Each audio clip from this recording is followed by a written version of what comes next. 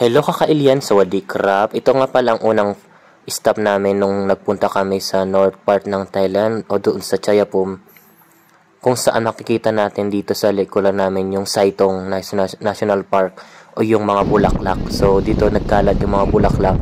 Ito kasi yung blooming season ng bulaklak na ito, yung Saitong. Pero konti pa lang yung mga namumulaklak kasi mas maganda daw kapag umiinit o umaaraw. So kailangan lang nating maglakad-lakad. Tapos presko naman yung hangin kaya hindi ka masyado pagpapawisan at saka hindi maaraw kaya hindi siya mainit. At syempre hindi mawawala ang tayaw. So ito, nagpublic tayo pala ako dito, maraming nagtitinginan pero wala lang, go pa rin tayo kasi kailangan natin ipakita ang ating tayaw. Ayan.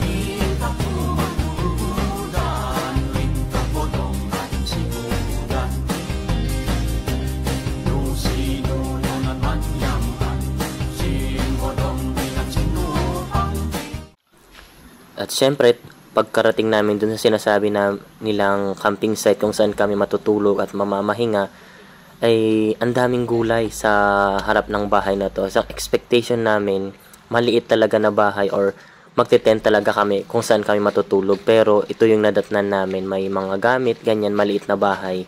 Tapos maraming gulay sa paligid nito at saka fish pan. So, dito tinuruan nila kaming magluto ng khao niya o yung Thai sticky rice. So dito namin nalaman na kailangan pala ng mga ganito, ng mga gamit na mga ganito para makapagluto ka ng sticky rice at saka hindi basta-basta magluto ng sticky rice. Kailangan talaga ng pasensya. Kailangan talaga ng sipag. So dito pala kami matutulog. 4 pala kami, kasama namin yung Thai na mag-asawa tapos si ate na Pinoy.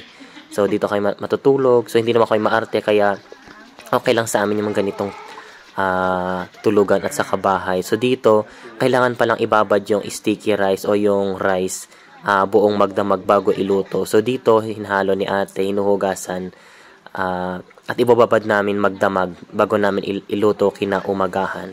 So tinutulungan siya ng, ito yung mag-asawa na sinasabi ko, yung mag-asawa na Thai. So, kinabukasan, siyempre iluluto na namin kasi kailangan namin itong kainin at baunin dahil magagala kami at bibisitahin yung mga tourist spot dito sa province na ito. So, ang aga namin gumising kasi kailangan namin lutuin yung sticky rice, mga 30 minutes. Siyempre, ito yung kakainin din namin. So, habang nagluluto kami, nagkukintuhan din kami na parang buong family. Ako yung bunso. So, siyempre, halo-haloin namin. Tinuro din sa amin kung paano magluto. Nagluto din kami ng ulam. Siyempre, marunong tayo magluto ng ulam. Kaya, dito sa part na to, ang niluluto namin yung chaom. Yung parang ipil-ipil yung style ng dahon. And then, hinaluan namin ng itlog. Masarap naman siya. Tapos, deep with chili sauce. Masarap talaga. Mas masarap pa sa kanya. Ito naman sinong tinatawag nilang kauji. O yung grilled sticky rice. Ito yung sticky rice na galing doon sa niluto namin kanina. Na i-grilled mo talaga siya. Para siyang popcorn yung lasa. Pero masarap naman. So, ito yun naman yung best part talaga. Yung salo-salo kaming kumain. Kahit 4 lang kami. Masarap naman kasi habang kumakain kami nagkukwentuhan, tawanan, ganyan.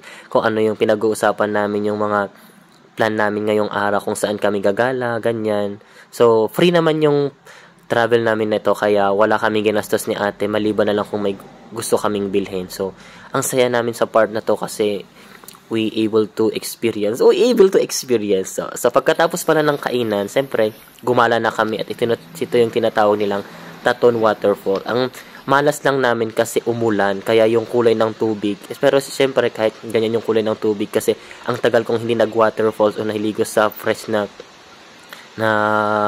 ganito, kailangan ko pa rin maligo. So, pagkatapos nito, siyempre, umuwi din kami, kain-kain na naman.